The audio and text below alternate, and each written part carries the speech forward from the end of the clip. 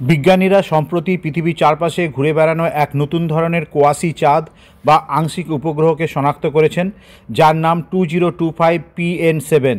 Quasi moon বা আধা চাঁদ আসলে এমন ক্ষুদ্র গ্রহাণু যা সূর্যের চারপাশে ঘোরে, কিন্তু এমনভাবে পৃথিবীর কক্ষপথে অবস্থান করে যে মনে হয় যেন এটি পৃথিবীকেই কেন্দ্র করে ঘুরছে।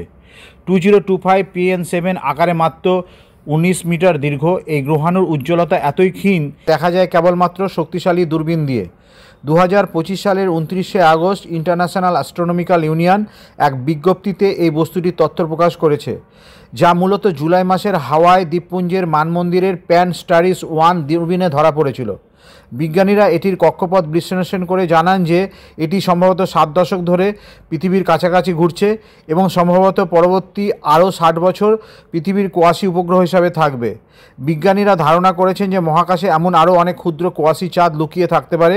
নতুনভাবে কার্যকর হওয়া ভেরাসি রুবিন অবজারভেটরি ভবিষ্যতে এ ধরনের আরও অনেক বস্তু শনাক্ত করতে পারবে বলে আশা করা হচ্ছে।